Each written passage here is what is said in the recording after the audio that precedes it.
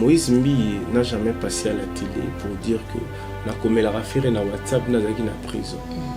Il a seulement parlé au fait. À comment kaka? Na genre c'est confidentiel. Voilà. Mais faire sikoyo peut-être andima raté. Au moni temps où mutakoma na passe. Tant où azara na événement morobo. Azara na bateau akanisa na mutu ba soutenir. Et puis après ça vous n'aimez.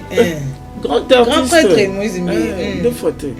Moni biso to mona bongo. Peut-être zaki pété ba prière ou peut-être bazaki na programme bazaki au ça. Voilà. Nangana yo to éviter. Et quand on appelle ma prière, bah ça là qui peut un programme. Et quand on appelle pasteur, atindele ba psaume, atindele makamomo, tangara herbo. On a auto yébité, on a abandonné balé na faire baye. Parce qu'au moins sur total il fallait na faire. C'est juste quand que bah on est na mode, bah on a temps. Moi peut bien la mode lata. On a déjà bah bourna boy peut balati. Explique bien à Rolanda Wandi bazolo ba otambola la même nini parce que tout le monde qui a fait rigolo fallait poupa oyo az artiste mboka na biso tout le monde qui comment ba introniser qui et pas ba ndeko na ba ekonda ba na mongo ba commissaire le prince ya culture ya ba ekonda nyonso ya fil professeur qui pourquoi pas dans le monde en fait ba ko introniser ba ko pesa ye comment je peux dire bokondi wana tant que le prince ya culture ekonda pe ba na mongo au public Kobima ya fali na intronisation maman lobi nango faire rigolo chez Moïse Mbi et ça dit moi hein jusque là bat o bazala ki wana na tika lo mona te émission mo o bazo expliquer biso événement mais Nathalie Angonde s'il te plaît Nathalie Ango na ba presse na biso en ligne mais oyo plus bakomaka dire que non fallait pour pas comme il a deux clans fallait pour pas dans la trace il y a papa wemba parce que papa me peut introniser qui et pas un moment à qui au kufa ba bota la kaka que fallait pas continuer ba monde moko boy fallait pas comme na suka carrière na événement moko ezaki ba ki ko consacrer na ki bondoki te mais tout bi ki bondoki ba tout so ba terme ki bondoki za nini parce que même na libala soki moi ça ba les ça la beaucoup kuti mizaka mbongo ta ba ko tike singa maboka ntamba boka mabolo maloba salama boye ils ont beaucoup connu na libala même na beaucoup est-ce que on a marambo ya introniser mutu na porte-parole ya fallait mais j'explique ce que moi na mon na 4 événements na tu vois et fallait aller comme invité et aye ba latisi ba poso ya lion wana et puis na suka ba lobby ba koko bikila kile mboka ba latisi et continuer pour na rolobake a commis le prince à New York to monaki Hakim ndenga zalaki a commis prince ya culture na biso be condamna ba na mongo nyonso batu bayate obanda bango mabe invitation pour la ardoise mais avec divine ba invitation en bois netika kabasali ya mona Joseph tata moboko le grand menuisier ba invitation en carton na ba fololo nango jardin de Dieu invitation ya boy bongo ya mukolo fait tilata mabe maison divine a bosali binote a tcheli binote promotion ngolé ya pamba maison divine bali ngamboka boité vous êtes trop amoureux du pays wow divine vous exagérez on n'aime pas le pays comme ça on n'aime pas le pays comme ça Solo. Voilà, très chers amis internautes de Congo Prestige Télévision, pourquoi pas des KO officiel. Merci beaucoup parce que vous êtes nombreux de nous suivre de partout. En tout cas, merci pour votre fidélité. Attention, apporte dans cette deux grandes chaînes qui vous amènent deux actualités, deux informations concernant notre culture et pourquoi pas notre musique. Et c'est le bien Priscilla Makangila Lanigano à la présentation fait d'artifice. Voilà, bien sûr. Nazana pona ko sepeli sabino pona ko yeba ko sometina makanisina ba imbo kanoso bolanda biso vraiment de partout. Merci la fidélité na bino vous apporta kanakati. Il y a KO TV, pourquoi pas il y a Congo Prestige Télévision. Je vous dis un grand merci. Et là, je suis pas seule, je suis accompagnée avec mon confrère que dans un honneur royambaï les lots j'en sais le Honda attitude égale au respect. Voilà, attitude égale respect qui est mon invité. Tu vois, bon, partager naïe. Lelo na moi quelques sujets tous en la possession na biso lelo ala na kati émission na bino bolinga. En tout cas, permettez-moi de dire un grand merci à l'homme qui assure cette émission. Merci à toi derrière la caméra.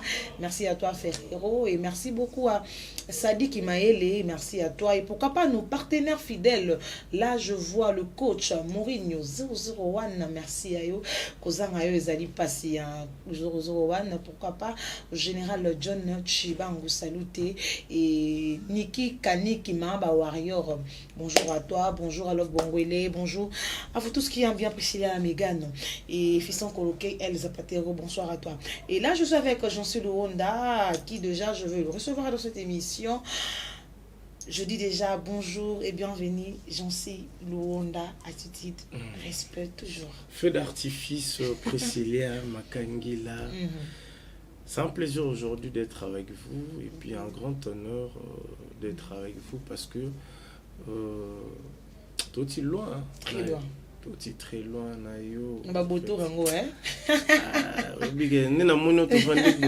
J'ai pensé à beaucoup de choses, mais yo banda kala bon yo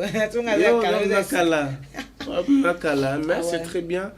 Merci aujourd'hui Nanengo Kanisi Goya à peine à Keo et puis naïbi que ici ka oyo pose à la Congo Prestige naïbi que ils ont une collaboration bien entre Congo Prestige na Congo Esseng officiel plus autobenga à Keo et puis batba s'abonner et belé na Congo Prestige na Keo Priscilla Makangela yeyo donc fait d'artifice dans le bamingi bomi la mégane ye vena bomi la mégane na fait d'artifice parce que monio babimisa ko pamba te fait d'artifice za kana ba festival minene ba événement minene isika oyo mona pena ke mukile sanganaka ba oze la fait d'artifice ba fête donc ils a rappelé na ba air nango ils a rappelé na ba moment nango donc j'ai un grand respect pour Nayo et puis Nabi qui est au solo là et qu'on s'appelle Sabate Belé.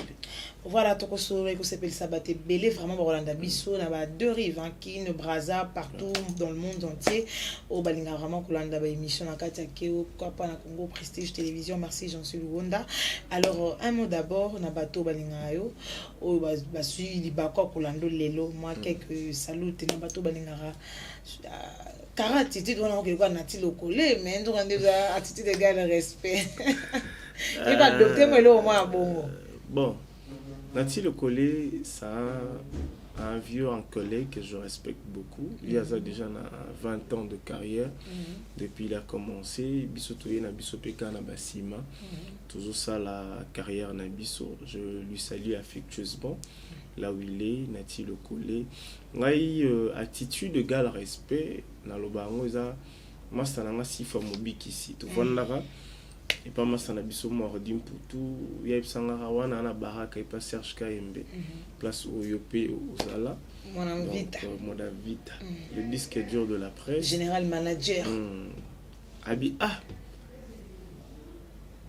boss na yo manager na bino comme les ara Serge Kayembe chobo egalpi mais il faut ça na kombo mo boy ko za trop na ba kombo ba internet te ningi za la ngana ni te zala na ningi ngana ebino ningo za supposa attitude égale respect et au ça bien ndelo bolanga bien na za na youth na binde ni yo fonctionnera na binde ni ozalara na adopter en op jour Serge Kayemba yo kanga na bien attitude égale respect bi c'est vraiment tout attitude égale respect vieux patikala nango mais pour saluer le genre on appelle si tonton Clovis Fimpa il nous suit depuis Londres sans oublier Junior Mobulakani je vois aussi Cédric de Tokyo toujours de Tokyo l'homme au capi je te salue fondation Nabiso Kielenda vous allez officiellement Kalamingité donc Cédric de Tokyo a pensé aussi na ba veuve à penser na orphelin à penser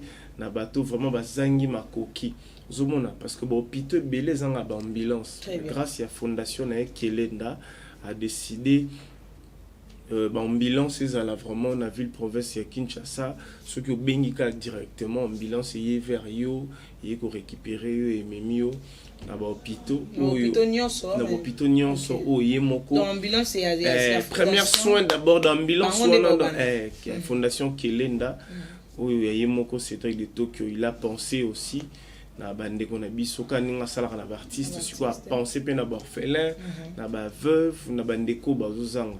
Donc sortie officielle aux Kalamingité. Et puis je vois tonton Didier Max, je nous suis depuis Londres. Basé belé, on a mis que la 4e émission. Basé belé, on a agence, comme on a agence le yon d'aboué. Voilà, on a biso mi balé. Ah, voilà, on a biso la méga opéra et bazolanda. Je suis le Honda. Basé belé pana, ils sont au Vanda là. Alors je suis le Honda et merci d'abord déjà yako ndima to ba partager ma solo tout ça en lelo na possession na biso j'en sais le Honda to lo bela na makambo ezo le canon naturel pour que to kota na ba sujet eza pas na biso awa. Parlons d'abord il y a on a qui fait rigola et disque à récompense au ça qui est na Sony Musique et tant que chevalier de la plume qu'est-ce que tu peux dire puis analyse ni ko sala na roboyer il a fait rigola mbala moko ba récompense à bongo ça prouve que l'artiste il y a eu du courage peut-être il y a ko kota na marambango to ezara premier soin de bon va le baka pour que la sabiso ba face na bomber biso après ba kitman na. Priscilla, Omoni Ferrigola, c'est un grand artiste. Oyo Mokili Mobimba ba respectaka. Omoni album nae Dynasty, c'est un grand album. On a joué tant Yoka, Banzembo Beleza na Katiwana, Nenga Yemba ba carte rose, ba Sing Again, ba marionnette, ba Okapi. Est-ce que ezana Nzembo on a lingaka, ezana Okapi na Sing Again. Parce qu'on a le jour clé puis à Sing Again et Kobima. Sing Again. Na yoka album. Il mérite en fait. Parce que Mwende Tolo Baboye, c'est quelqu'un de méritocratie. Il mérite. Il y a Rosoa, Bamakambo et Belé. Surtout, Ferré, Azana ba fan buzz et Belé, ou Balandakae, Azana ba mélomane, Azana ba fanatique nae. De partout dans le monde. Sony Musique, Azalaki producteur et album Dynasty officiel. Azalaki distributeur. Bango ba ebi ba entrée, il y a musique, il y a Dynasty, Nengi et Salamaki. Ne bango ba lobara première son. Parce que tu habité après wana Nini et Kolanda. En fait, les ababiloko il faut congolais alukaka kotaka na recherche. C'est pas l'artiste qui cherche le diplôme des trophées, ce sont les œuvres de l'artiste. Ceux qui œuvrent naïe était kami malamu, etamboli malamu, babilo kwana nde yaka. Parce que le rôle de l'artiste c'est chanter. Babilo kwana tout yaka nango sima. Ozomona, babilo kwana trophée, disque, ni non. Parce que artiste d'abord intérêt na ezalaka. À côté ça parce que bato bele boy baté faire dans un mbongo et album Dynasty. Déjà joué Maramuto. Mais il est artiste businessman. Très bien. Et puis Eza en fait bon grâce c'est trop dur ezali et le moko oyo il faut artiste na biso ba komanango. Moni lelo za facilité ba producteur ba ali souté. Ozomona baté bele ba komo yaka na album abatu. Non ba signer contrat ya distribution. Mais faire rigola. Moni Dynasty wana eza ya Sony. Déjà album déjà vendu chez Sony. Mais na boye azamvoa ma faire rigola. Aza d'envoi ma doye déjà soit l'art na ye. Donc l'art na ye wana encore ye muto alinga ba palin. N'habite soit commis dans la combien de palais somme na sera somba ba palin ou peut-être ba misusu pas zu ya kabeli mo ba tresi ya PCP bureau administration des alara. Parce que le reste Yamakambouana, c'est Sony qui est en train de suivre progressivement cet album. Moni baraju o faire une équipe ne ba sala zarara ndenge peka musique ekende la ndenge ki chasse lingaka ozomona il faut promotionner album tout ça mamakamba belé. La promotion de cet album normalement doit être fait par Sony Musique. Donc Sony Musique ndé il faut ça là 90% il y a promotion pour l'album. En fait, moi je suis pas porte-parole de Ferré, mais on sait que je sache parce que Sony Music ninga za bon so signé contrat na ye. Je crois na ba niveau ya ba Ferré, ba ko pesa ye plus de 200 influenceurs. OK. Zomona, ba pesa ye ba DJ Afrique. Oui, bah travailler en collaboration avec Sony. On va boire des nuits, va être à Dynasty, on va événement, va être à Dynasty, va ça la challenge à Dynasty. Ça fait partie de la clause où Sony azalarana pour propager produits. Il y a artistes où bango va produire. Bon, na éviter au moins lo ba sokiza yangote, so ba ta faire ba otala. Ou baza na bureau so ba mun keza yango te ba ibisanga ke non ezaki bongo te mais na ndenge na ebeli Sony donc faire aussi il a aussi la possibilité na ndenge na moka bia Kinshasa za mabele na République démocratique du Congo za mabele na je dois mettre un paquet pour la promotion bon et ça là qui ou que ça la tozonga sona wana te mais tozali na ba préparatif oyo biso pe tozela n'enge ferano ça qui biso que Dynasty Vol 2 volume 2 ezali auto retrouver na ba master na ye na batuna ye tout ça on attend mais ngelo na loba ba close au basana Sony ba luka vraiment ba kocha pression c'est trop dire mais ba tali ça ba mon pe nek chasser kenaka zomona peut-être au mona promotion plus il y a Sony au mona ba checker on a ba Moyen-Orient. Il fallait vraiment bien cibler parce que l'Afrique il fait consommer pendant Dynasty très bien. Moi une présence, il y a artistes. Donc là tu peux dire que l'Afrique n'a pas encore consommé Dynasty vu que tout le monde récompense à Sony AP, c'est ça que déjà les gens non, parce que Ferrego là est en train de travailler avec Sony Afrique. Ah d'accord.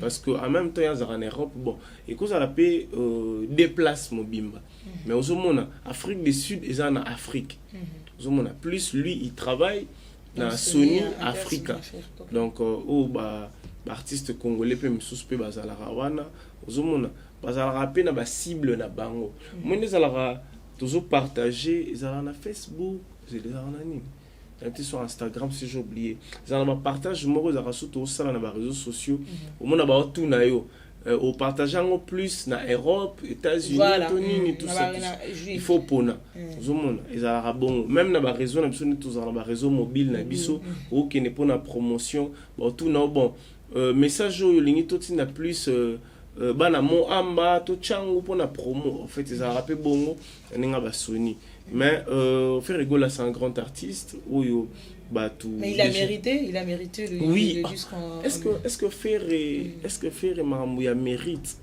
il faut on congolais a un problème moko congolais il est palabre OK trop mais il n'achète pas la musique très bien moi il na Spotify noana ils a 20% ya ba congolais ba sombaka congolais ba otalanga 20% mais au monde a plus on a besoin de fan mais oui au monde a plus ba fan et puis plus bato yo ba na poto ya on na sangisi bango to ça li 20% li bato belé au monde ba soma ba musique wana mona ba ivoirien parce que moni biso congolais d'abord à respecter artiste té OK aux hommes congolais respecte artiste parce que ba artiste on biso baza ba emblème na biso ba représenter ka biso libanda ya omoni congolais minimiser artiste ayi que mwana wana bandal mwana wana boy mwana wana omona ka j'ai des bluetooth j'ai des Xander j'ai des netinela banzembo akolo na WhatsApp ne comment na sélectionner léo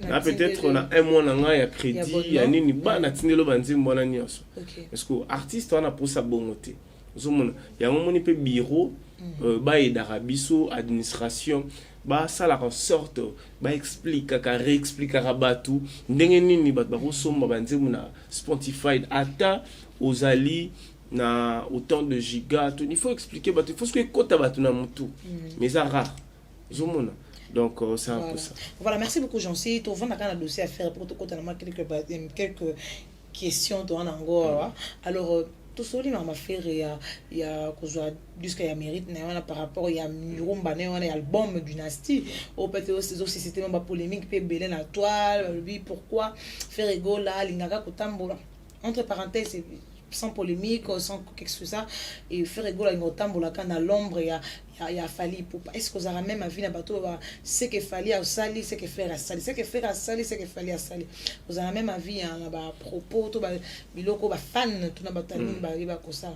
En fait ngana vous avez même avis na ba fan té. OK. Déjà parce que moi je suis pas fan de Ferregola ni de Fali ni de ninga aussi na bisi batu fanatique ya artiste on ça ba kam nga za fanatique à Jean Koubali na logo akanza musique non na Céline Banza. OK, Céline Banza. OK. Nga za na fanatique na bango.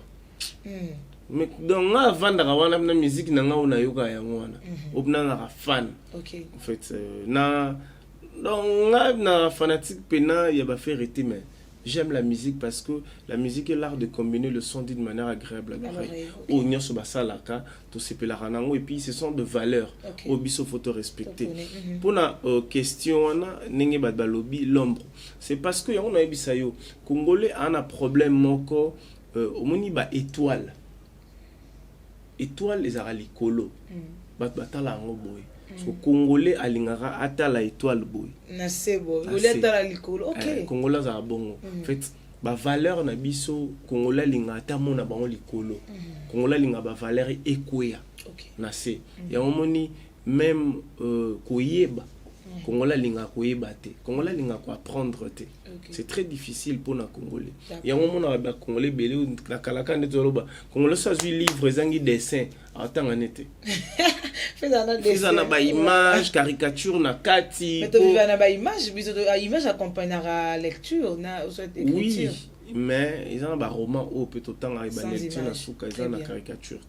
Donc déjà wana na Congolais autant na problème difficulté wana.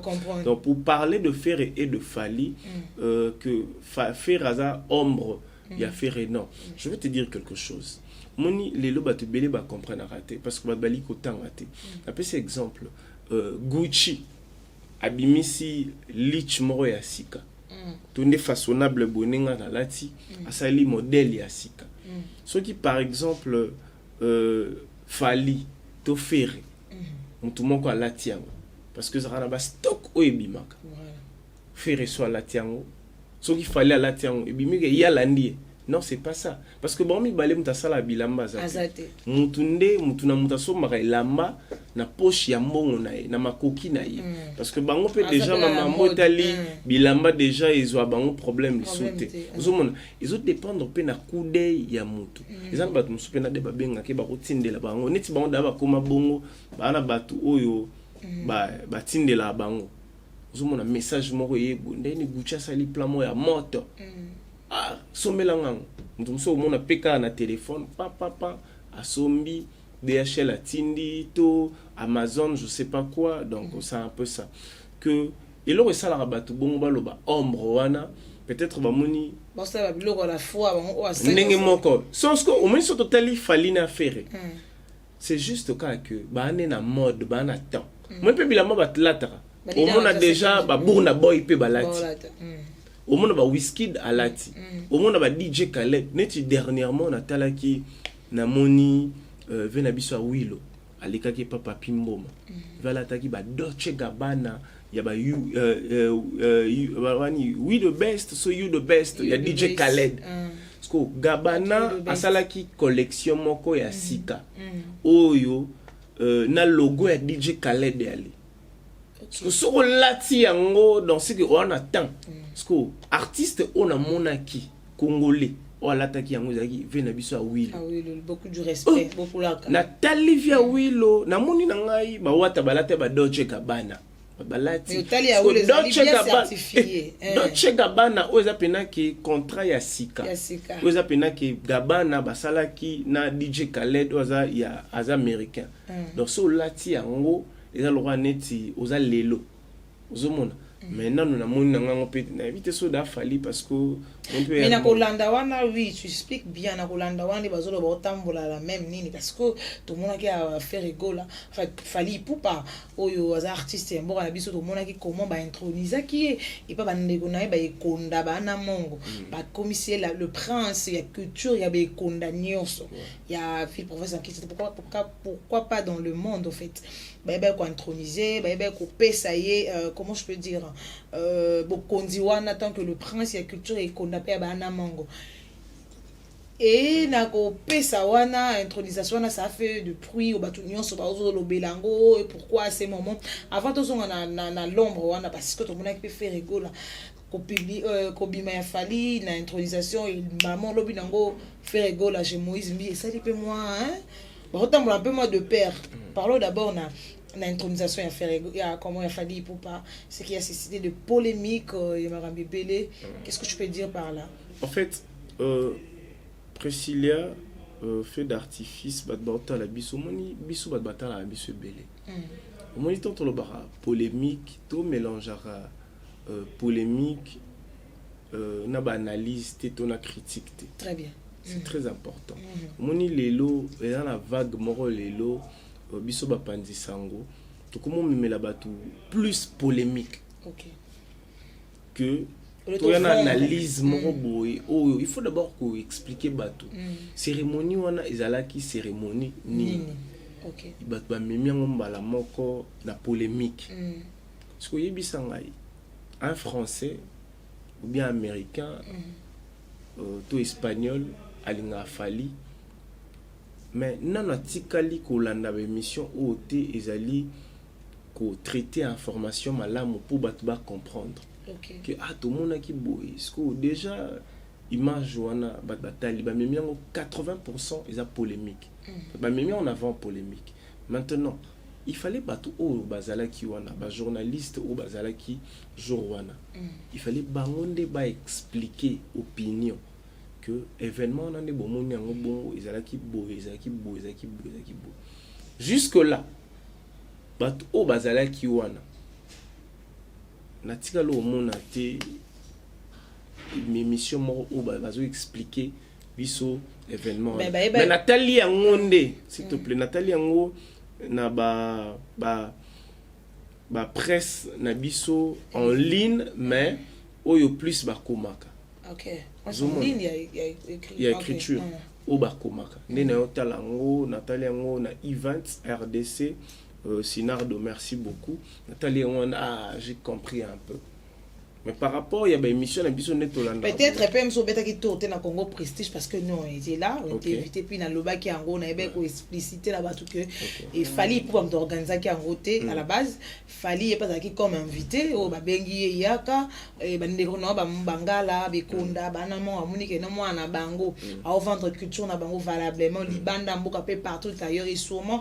lenga koti saraboko ko na kati so tali banze mingi za quand même ba danse na yeza ya mboka na ekona ya bato ya maindombi et ne ba jaki bona consort abeta ki ya stade ya recito et salama ki wana yesala été ba ya ko introniser tant que prince ya culture ya minoko na bango to ya bamda mangala nyonso bekonda bangwandi batu nyonso yo ya maindombi c'était ça la base mais il y avait des gens peut-être ba ndé na lobi na question ba loki au sala moment analyse moko boye pour je sais pas moi bouleverser biso pour dire que non fallait pour pas comme il a deux clans fallait pour pas dans la trace il y a papa wemba parce que papa me introniser qui et pas un moment qui au kufa ba bota la kaka que fallait pas continuer ba monde moko boy fallait pas comme une souka carrière na or c'était la récompense au bandeko na ye et alors j'en suis le onda boy expliquer parce que les émissions non mais non tout solo la pena nena bonon ngabna za matière na mambo parce que tu as dit que non tu n'as pas suivi moi je te dis tu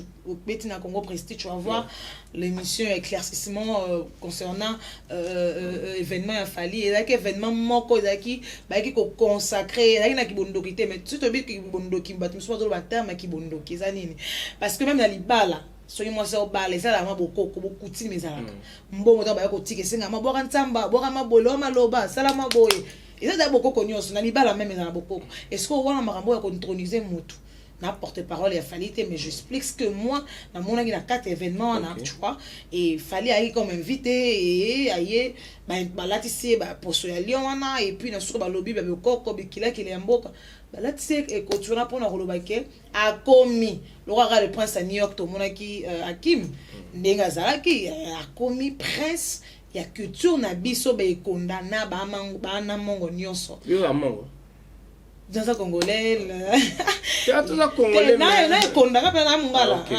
mais na mungala le konda donc il saccadé quoi, voilà.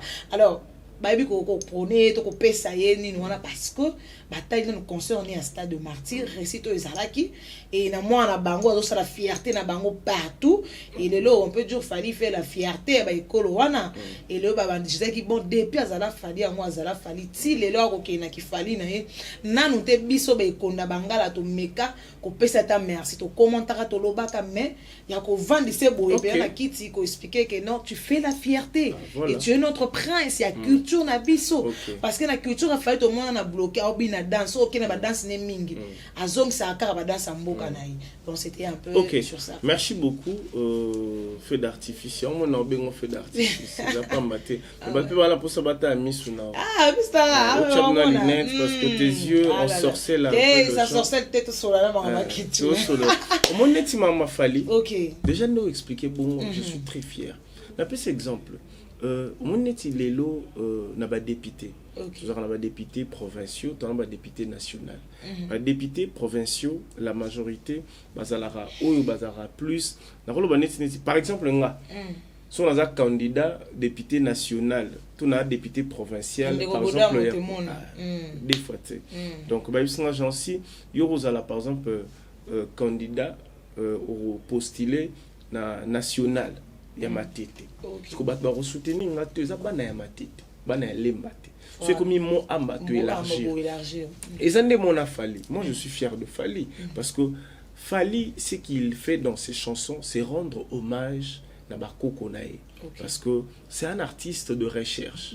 Voilà. Sa façon déjà de voir les choses, c'est un artiste de recherche. Elle dit que na époque moko boye ba koko ba mona tout autour ya moto ba na ba danse na moment ba ko bina parce que souvent na rapé so na zana ba koko moko oyo ya kala kala eti ya bekonda ba ngwandi ba nini ba sakata voilà neti na ebi na zana mère na ngamoko azaki kala ya za ko bina nozo mona ba mama marisha ba bina na Mobutu ya za ko bina wana ala mungu andi azala ka omona soki aoyo ka nzembo Fally oyo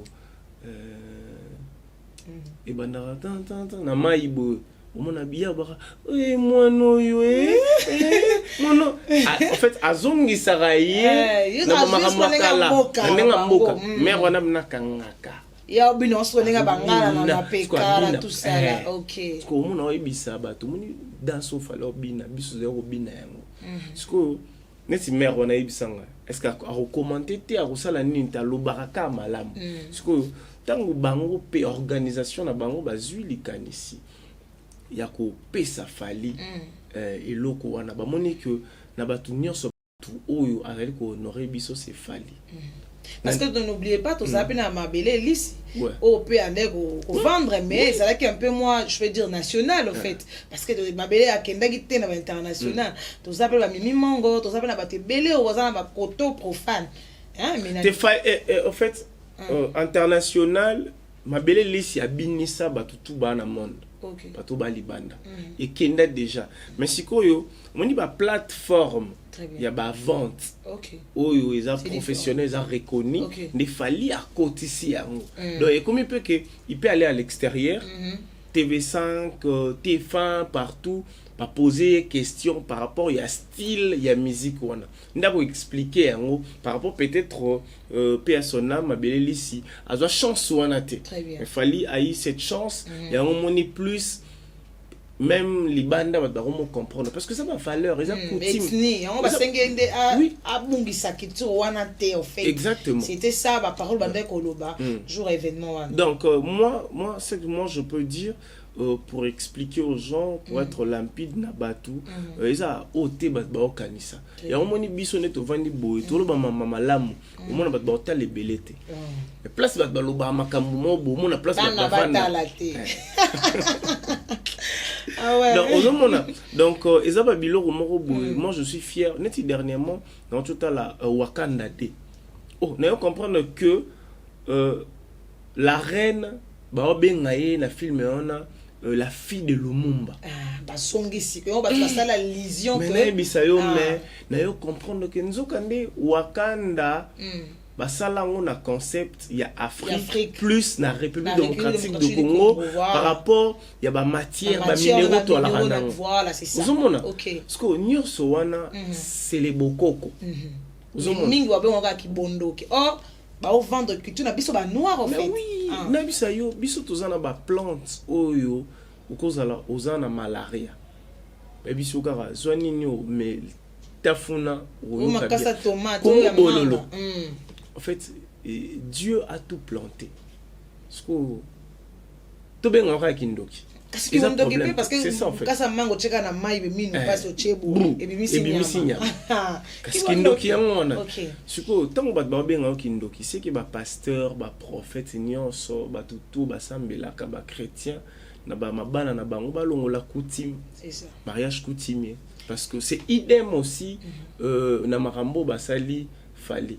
Donc moi je suis pas trop que non à Komindoki non et ça montre la grandeur. C'est la grandeur voilà bien sûr. Alors on a n'engue balobi que non fait rigolo la kenda pas Moïse Mbiye yé ke place moro je vais te expliquer en gros mais arriver à faire rigolo chez Moïse Mbiye ton avis et quand tu as ma place sur le bac qui a hôtel la place à passer parce que on a qui na Congo et fait na Christian nous s'appelle on est avec koloba marambo sanka loba et a outil poto ba quitter mbala moko kino et puis à mon na quelques gaulois réalisateurs bato balinga rayer ba partager singa ba partager et puis il s'est décidé que non d'aller chez Moïse Mbiye ça une bonne chose toi toujours mon aventure en fait pas aventure genre parce que oh bah ça la aventure la belle musique bah ça la c'est aventure parce que comme on a un moment au lembi au tiki tu vois et comme on a fait rigolo à la place où on rekende comme mon a Moïse Mbiye une église et pas passer cadeau à Bible c'est une bonne chose pour l'artiste et ça qui est artiste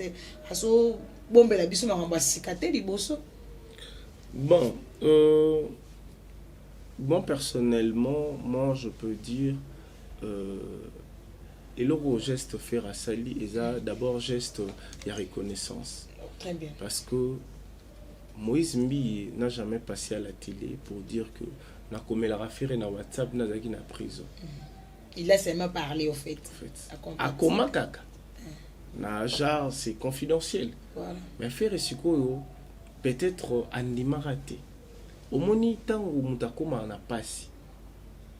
Tant on a un événement morobo, un bateau à Kanisa na mutu ou soutenir. Peut-être il a vu le contreur. À mon que oh par exemple cet exemple. Ngai nazara bien tout solo là na pasteur Kiziamina. Mais depuis na kota ton Joël Francis. Depuis na kota prison non na mona message mais j'ai vu le message de Moïse Mbiye ou peut-être non tout se courtoyaté non tout solaté il a juste il a juste fait sa sympathie tel qu'il dit que oh les artistes le kwanga na place à passe parce que Moïse Mbiye est artiste artiste congolais à na prison nga étant que artiste d'abord chanteur et pasteur et puis pasteur non na que place à ça bien la prière m'a accompagné il faut peine ça là il faut à mon appel qui n'a accompagné faire étant que ima très bien humanise mais mon tout oyo tout artiste oyo et puis après ça vous n'aimez grand artiste grand prêtre Moïse Mbiye deux fois à mon pena que non biso tout ça la banzembo auto dédicace à bateau bango basala plus tata non c'est trop profond soki na sali nzembo pona remercier ye na sango na nzembo déjà tanga kombo ya Moïse Mbiye na chanson na etika e bato parce que pour aller plus loin il a son équipe peut-être sa stratégie au batala qui non on doit aller vers la personne. Pour remercier. Peut-être, mon épisode tout le monde en bongo. Peut-être ça qui peut-être ma prière ou peut-être ça qui na programme basé au ça. Voilà. Nangana yo ko éviter. Et quand ça appelle ma prière, bah ça là qui peut na programme. Et quand ça appelle pasteur, atinele ba psaume, to atinele makamomo otangara herbo. Ongana to éviter, ora ba mi balena faire ba yébi. Moi, à mon humble avis, na mon avis que Ferregola akenda qui ko remercier d'abord Nzambe oyo pasteur Moïse Mbia Sambelaka. Peut-être au monde en fait ngana quelqu'un n'a aucune pensée imaginaire. Peut-être au monde Moïse Mbia ibisa qui est toi prophétiser là qui est que obima kala mingité parce que tala ngana yo te bi que na bakawana batunde bazero lobana ba média faire ça ba 10 ans ba nini mais calcul la muteza nzambe moi que nzamba confondre très bien donc faire étant que humain une équipe naie balinga qui ba kende vers Moïse Mbi et puis tout moni pe bongo et puis Moïse Mbi il est pasteur après ça qui est Bible peut-être faire hasard la Bible était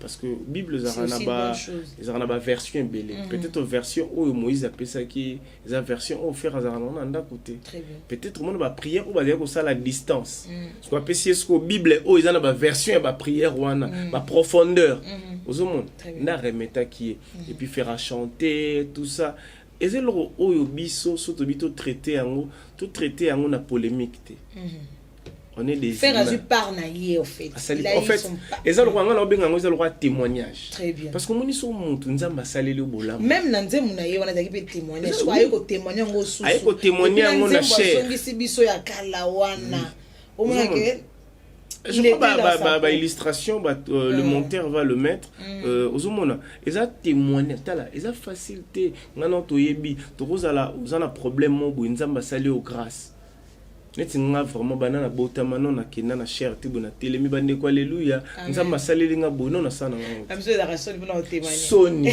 parce que devant nzambe déjà soni ba lo ga soni faut longolango il faut qu'on encourager faire ba traiter na ba ndenge nyonso très bien parce que déjà kokota na église ko matana cher wana ko tatola c'est pas facile là, c'est un grand artiste aro budango aro leka bongo te aro budango pa isi Moïse Mbia no yaka na palais to solo li pe ya église na ye au fait donc ba tout mema yango te na ba il faut pas mélanger les choses s'il vous plaît ozomona torchon ils ara torchon serviette ça serviette ozomona s'il vous plaît vraiment bato bota la biso tout le karato analyse kamalamu tout ça ba critique oyo et pour ça ba tuba mata qui ba tuba kita parce que biso ba critique au moment tout monde ça tout monde diminuer pena ba donc comme il aura haine ce qu'on bon bien donc pour finir na sepeli na courage à faire rigolo à côté témoigner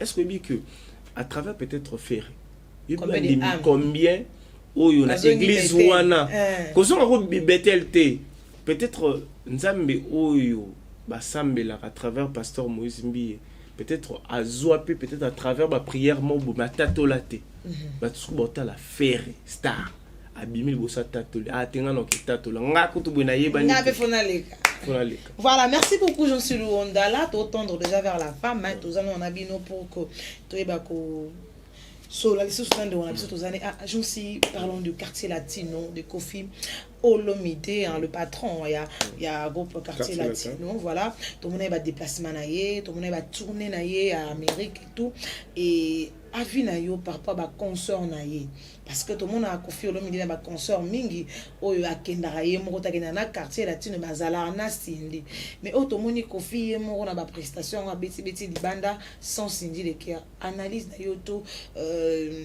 avis naio par rapport il y a musique il y a Kofi sans sindi le cœur. Oui, que ton amour n'a bon, oui, qui n'a résonné. En fait, avant dans les États-Unis, je me disais, bah Congolais, bah aux États-Unis, enfin, bah la voix angélique de cet artiste signe le cœur.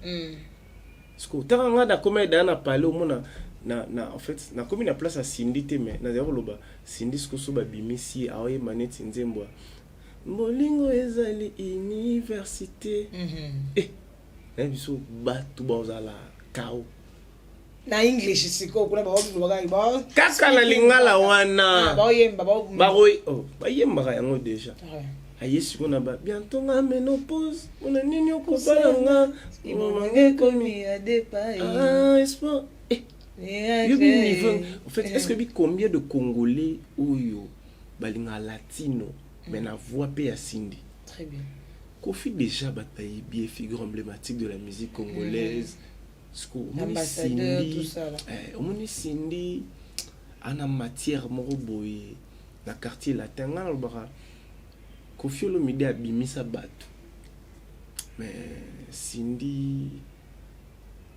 Kofi azaki maele andeni muito fallait à longwe fallait bon ko déstabiliser c'est trop dur mais ko sala lisusu fallait ezaki un peu ma patient yaki passi OK Kofi tellement il est intelligent sage aboya ki kozwa adversaire ou à remplacer fallait azala mobali parce que ngaza na bula makasi parce que ngaza muke yo la tete lo fallait vraiment yo sama lo fallait te no fallait te quoi Taleb faut Cindy parce que y a un moni moyen de comparer Cindy na Fally exact nandeni va comparer Cindy na Fally o comparer Fally na Cindy za moi si Fally za mobali Fally ana nenga yemba ka Cindy ana nenga yemba là tu peux dire que Kofi azwa Cindy na bula Fally pour bon kozwa Cindy na bula Fally ya ipupa non c'est trop dur mais Kofi za manager OK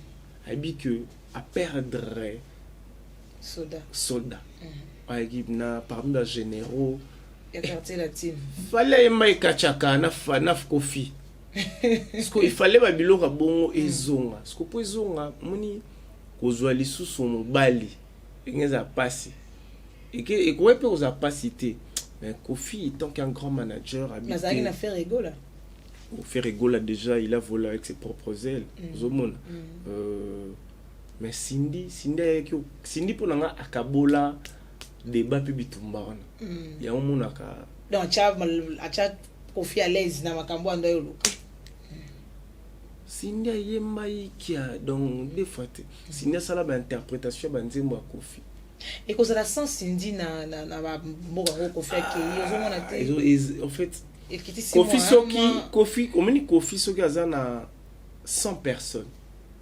50 personnes à Cindy ba ekité donc là tu peux dire que Cindy moi ne ko faire kina ba ba 100 en fait leadership ya yé mon côté ya quartier latin chaleur wana parce que moni lelo ba omba bazali ba omba kola ba bon chanteur ba ali ozomona et les autres bazali moni ba blana ba Ronaldinho ba belle de charme ba bon mais les emblématiques il y a quartier latin à part Kofi il y a Cindy des fois c'est que batu ba comment linga métissage wana ya Cindy na Kofi OK zomona c'est que nous les wana so batu ba yaki 100 ba yaki pour na Kofi mais yaki na 50 mo ba yaki te pour Cindy à l'aide parce que Cindy à l'aide il y a 150 donc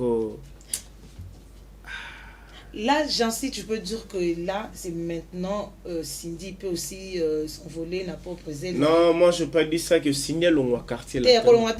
Dès qu'on a l'analyse, là tu peux dire aussi si Cindy se décide aujourd'hui, il y a aussi la carrière solo naïe. Bon, là ça dépend d'elle. On est en fait, par rapport il y a le goût. Au moni Fabregas dans les États-Unis, il y a moi quelques batunaï, attends là-bas au Bakimaki. Fabregas tant aux États-Unis.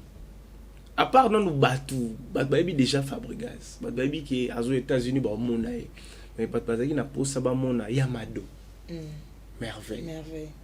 Bazaki na posa na Robina. Na posa ba mona merveille Yamado. Parce que Yamado pe il pas à moi na nenge sikoyo pe ya robwaka ba na posa ba mona shomi. Beckham akenene ye moko pour ba Beckham bazano ba étoile montante zomona siko Kofi Olomide azana komba beta déjà bandule maintenant Kofi a recruté Cindy ba topé ba comment est-ce qu'on a posa ba yoka Cindy on a distance quoi ya fara pour Cindy a fara yemba lwa yemba na studio nyama nkano binyama penande bakongole ba nyama sala zoom surtout que naka ba rep et dîner atine la biso ba message diora pesi mbote Cindy azwa micro ay malom dalingite mi si c'est raté la femme wana ali akazo yemba donc azwa ka micro azai toi manze monito la na image wana s'il vous plaît ce extrait ezali Berliv boche la biso extrait ya répétition oya Cindy Cindy simba micro boy abani maman oyimba parce que voix na isa limpide en fait baf la respecter voix na abi na kinto na ba chanteuse il faut tout respecter Cindy parce que soit zaki na talenté angaza pemena Kofi angaza bongote et Kofi il a aussi travaillé chez Cindy, il a donné aussi le meilleur de lui, il a inscrit à Cindy à côté ici Cindy omoni Kofi pe place azali nenga zo prester yemoko peut-être so avandi alors parce que ba fanatique à Cindy pe bali bat balinga quartier latin mais na quartier latin mutuna mutaka na ba choix nae ndum so même na kalinga quartier latin ma sepelana Kofi te asipelana Cindy asipelana Omba ndumso angalinga nga Kofi te mena linga Cindy bazali à l'époque pesara bon c'est toujours comme ça nazara fan ya Kofi te mais na fan ya quartier latin msolo ba kuna fan na Kofi te mena lingami banzembu na ye wana ba album donc Kofi je crois ba bota la biso ba Kofiette ba Kofi Phil aller dire à Kofi n'habité en fait on peut na limite peut-être qui pour ça ya Kofi bongo peut-être on a pas administration que non elle était malade à part malade mais peut-être on a administration lelo peut on a ba problème lelo na ba ambassade ah ouais uzomona Kofi za ambassadeur dans un mutu moko orchestre netango zo voyager il faut ça la maman mbango vite fait uzomona il faut loko wana ba coopération o ya biso ba ambassadeur na biso ba représentera Congo na États-Unis bato ba Kofi baza bato bopimela ba visa baza crédible il faut place wana pe baluka balandela voilà fait place wana baluka balandela agency pour une question elinga en expliquant mais qu'on a entre nous et tu as dit que non de par Afali et ça l'appelle moi genre et pas Kofi Olomide moi ça l'était tant à Zui Cindy avant d'essayer ici kawana et lelo tozo to prédire teto mais quand ça mon analyse mon il y a boigné en fait lelo peso lelo Cindy lequel elle a décidé pardon et tracé chemin nae et est-ce que vous êtes sûr que Cindy comme appelle là il va falloir okende pe na ba fit wana na ba star minene to mona libanda wana et opé mon peut falloir abima mati koto pe Cindy ya mati pe bana kofika ba ça la fierté ba pardon. Bon, je suis pas Nzambe, malgré n'a demi-dieu, mais la dame, elle est talentueuse, cette artiste. Le jour qu'elle va penser de voler avec ses propres ailes, elle doit réfléchir 1000 fois. Parce que, ouais, elle doit réfléchir 1000 fois, parce que n'est mon arrêt déjà, oui, mais place pas Azali. Place pas Azali, Azalaise. Très à l'aise, oui. N'a vu tout ça là. Azabanzembu et Betaka, Azalaise. Vous avez une belle base la raison aïe malamo comme Sony que tout à l'heure qu'elle va voir ne malamo. Moi c'est le moi. Ma proposition à moi, ils ont opinion nangai, pensée nangai. Moi celui Cindy a décidé à voler avec ses propres ailes. Souvent on linga ba négocier na Kofi boy. Kofi déjà azarana label. Mais déjà Kofi déjà produisait peu déjà. Souvent on linga sko boy. On linga sko boy. Kofi ça boy. A produire mais à ça c'est ba collaboration. Qui to qui ba produire ba collaboration ça ga kangeli sont des par rapport. En fait bon, par rapport à ngana ebi nangate. Par rapport au yo kanisi ngate par rapport que tout ce qu'elle a professionnalisme. Ouais. Déjà, il faut pas comparer. Il faut pas comparer Fali na Cindy. Déjà, bah faut comparer bangote. Ngai so Kofi. Donc benga manager, il y a Daphné. OK, Daphné. Daphné, mon artiste Cindy, on doit proposer, elle doit chanter avec Daphné. Kofi Solana batiwa savage. Kofi déjà kuna kotona usane yango pona Cindy. Soga sali bongo et ça bien. OK. Nga pona ngai Kofi ayembi. Donc Kofi azaka na sima na eka comme manager général na a manager bongo siko mais ayemba na ba star. Parce que moni ba tebele ba kansara Cindy ko imane ayemba danger pour un Kofi. Parce que ba cheye na ba fait accompli au Japon que Cindy fit par exemple Shidim. Cindy fit Tiwa Savage banani wana tala Cindy ko kamola bana wana. Ah ouais. Voilà, merci beaucoup Jean-Cy Lulonda. Allez, merci à toi Jean-Cy. Alors parlons un peu na SDM héritier Watanabe la Pulga Totori na Toto ya Tembe. Stade de Marty, il y a héritier mais avant Stade de Marty couche des poulets parce que il y a Kofi couche des poulets avec ses propos un peu.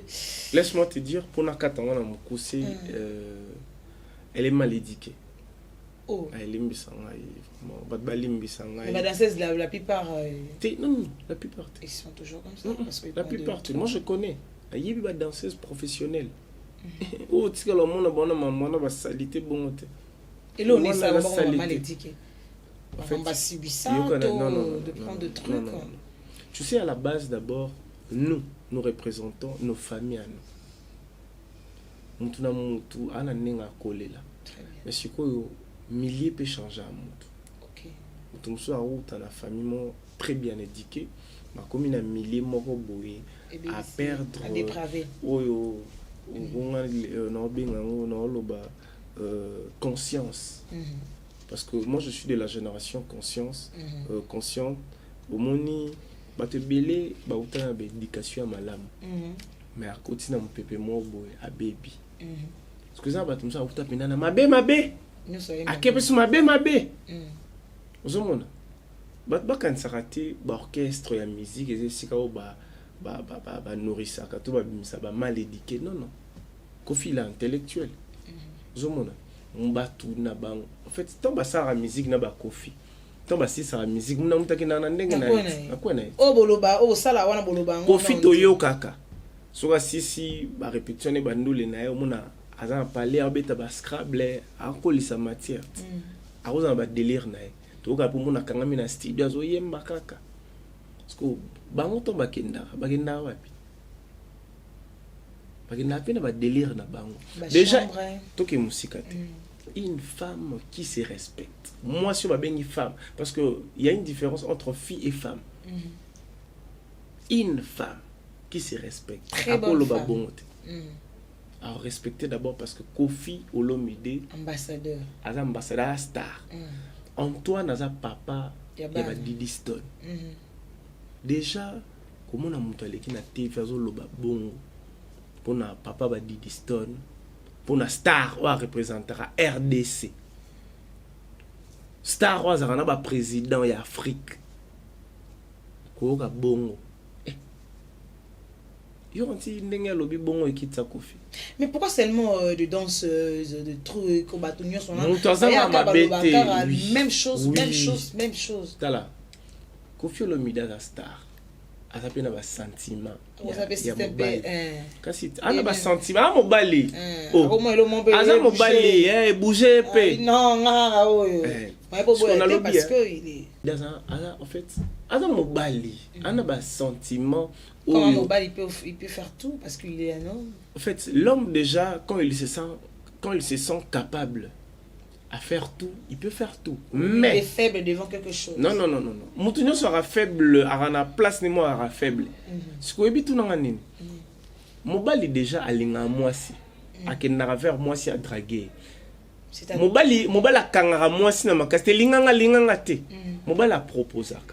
Talangane na butoke na n'aura mukuse. Je crois que tu as vu mikolo.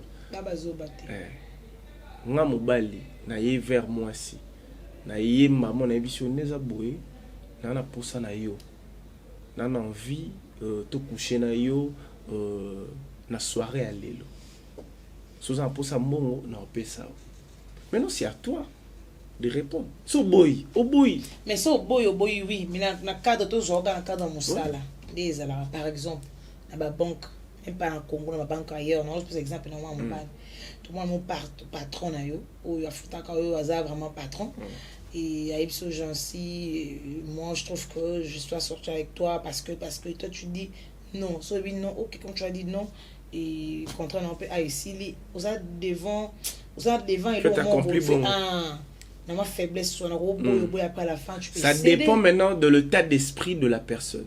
Non, au contraire, on va la biso. Et comme elle a bango belé. On a l'obité, on a pas explication comment va belé.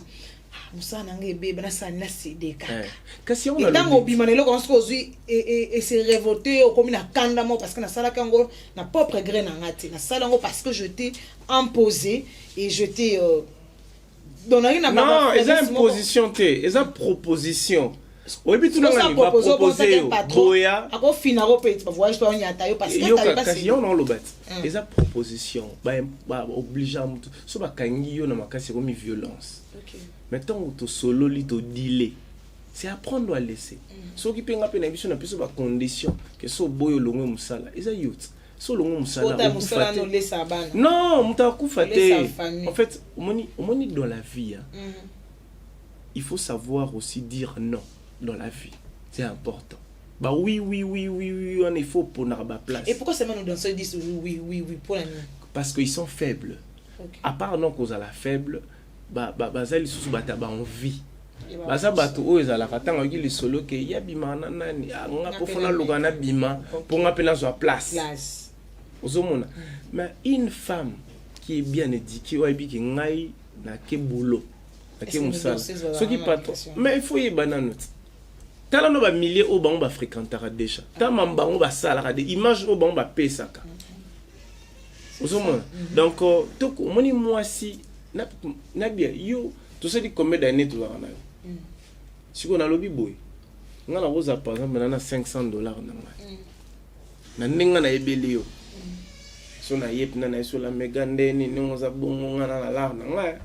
Nga na posa nga to ki place mona sa makam. Yo be mpiaka mabe. Mais na nena ebeli na ndeo timba. O démarrer nga fort. E banone. O de donc o luko kena na banene. Sikoyo. Ezana ba msusu akokate. Atali mpiaka atali pe ke tora biso de olobi nde tout ça nde. Bon mara secret. Bon moment bio poza la bongo. Vous comprendre.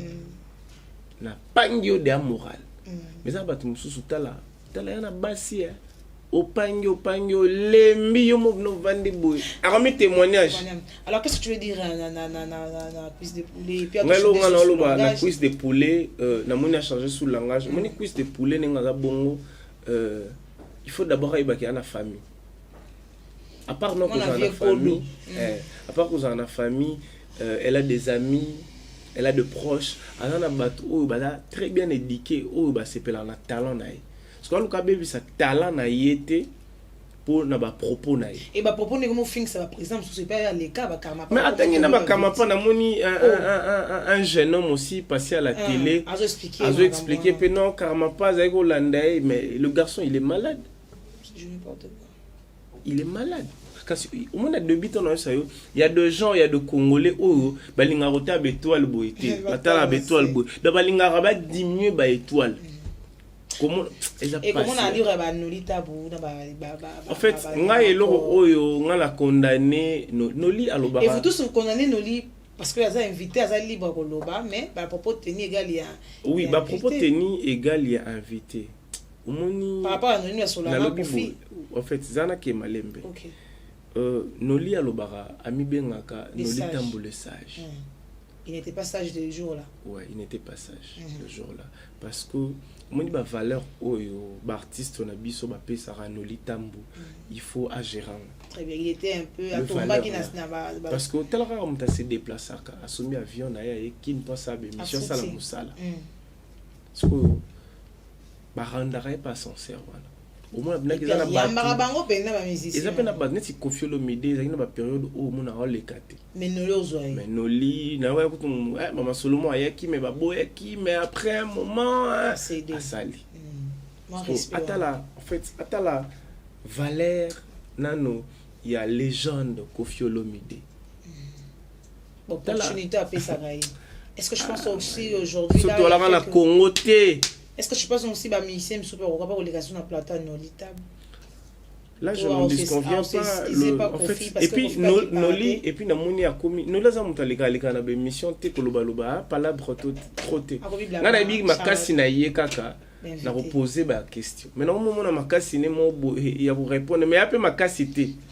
Ozomona on s'appelle émission en fait bon on a habité parce qu'avant de JB Wera mais na yebi en fait azon apena sima sa rétrospective allons on a image on les salariés et autres diminuer voilà pour arriver on sommes arrivés à la fin mais avant cela surtout le lobby le côté comme Kende on a vu ça c'est ma caméra au service déjà temps le temps sur le temps parce que toujours vraiment temps est belé par rapport il y a entretien avec entrevue avec mon invité avec mon frère pardon je suis Wanda parlons de SDM de Héritier Watanabe la pulga Cosa Nostra Totorina ya Tembe apparemment Tembe on va pas au banc avec Tembe ngi retourner wata jojo moins 30 oyo toko yo kambela te toko yo ka makambo te toko yo ka ndenge ezalaki te ou soit adopter système il y a de faire il y a fallu pour pas y arroser la 2 semaines avant stade pas banda promo naé to il se pose des questions pourquoi Fali n'est pas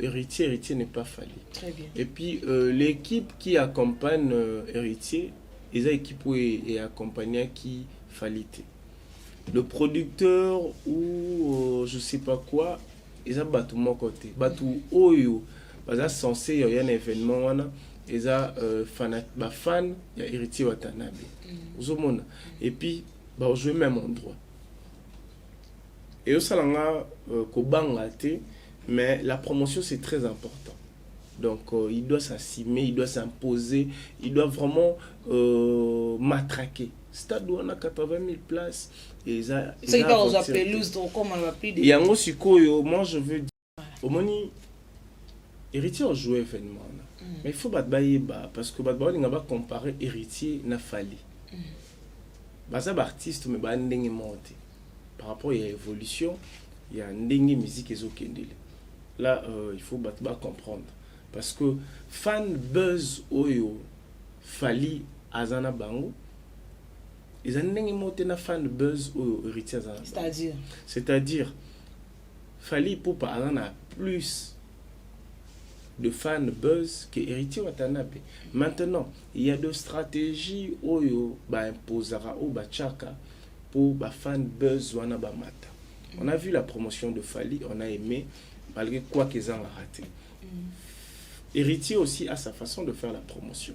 Donc toujours zélango, toujours on a posé événement parce que moi souci nange zalaka mitsuana ou ezala batna mutuke kaka ba wengende mbatondi sakara mais est-ce que ça c'était le temps déjà pour Héritier toi après ça qui date mon kaka genre sorry une aventure mon après les 25 tout ça là c'est le après ça qui tous a benda date ou calé penda là qui sûr certain que je vais la confronter SD1 bon na kokota na kati Héritier te. Mais on sait que je sache que proposition il y a Héritier Watanabe et Outaki après événement il y a Fali mais ils attardent trop tard pété mais voyons voir donnons-lui la chance de faire cet événement ils appellent obligatoire que stade de Martiwana et tout dans 80 t'es fait tonda baby fait tonda il faut c'est bon ok c'est bon voilà merci beaucoup là c'était là j'en suis le Wanda sincère attitude parce que oh là là sincère attitude Jamel Tabou attitude égale respect Jamel bah sincère Jamel sincère mais moi je te souhaité kaka bonne chance d'hériter go gâteau toi Tembe déjà comment déjà ko zoelo ko wana boy ko mema na maboko ya lipate parce que moi na wenge mo ba ça la fierté et ça la bien après va faire on se voit et j'en passe. Et je dis encore merci à tout Landibiso et merci beaucoup Najonsi, tu as bouclé la boucle là justement. Ouais, moi je veux te dire merci pour ton temps et puis pour cet échange, entretien oyo. Tu vas me sana na biso parce que le monde n'a pas qu'à biso. Nando ya na keyo. Babona keyo pe boyaka. Sope to sala ka pe ka okoma na keyo za pe problème. Merci beaucoup à Renate Iloko, Renate Ngombo, Nanou Gato et pourquoi pas à Niki Kaniki Mamba Warrior, bisous à toi et merci beaucoup la Bino sur Landibiso. Abonnez-vous très massivement sur votre chaîne Congo Prestige Télévision. Abonnez-vous à moi tourper dans Congo Prestige et ça biso bien. Il y a Prestige peut pas. Il y a Prestige peut pas ta tour. Mais Toros va payer au pays. Mais mingi qui est à tour na Congo Prestige TV et ça abisso bien et merci à notre frère le frère Osé ya mbinga robiste na biso monsieur Osé ya mwendo daju bisous à toi robiste mo na date makake na biso boyo kata amara mutu mo za déterminer lo nae merci à toi et merci l'équipe mobimba ya keo ya bibiso lelo et pourquoi pas général manager ya Congo Prestige Télévision merci na bino tout et zo one de coach bisous à toi et so nzamba zongi retrouvez-moi toujours dans cette émission pourquoi pas dans votre deux chaînes ou bibiso lelo au revoir et bonne suite de programme. Au revoir. Batu bayate obanda bango mabe invitation au la ardoise mais avec divin invitation en bois netika kabasali ya mona Joseph tata moboko ya grand menuisier invitation en carton na ba fololo nango jardin de Dieu invitation ya boy bango ya mukolo fait tilata mabe maison divine a bosali binote a tcheli binote promotion ngolé ya pamba maison divine bali ngamboka boité vous êtes trop amoureux du pays wow divine vous exagérez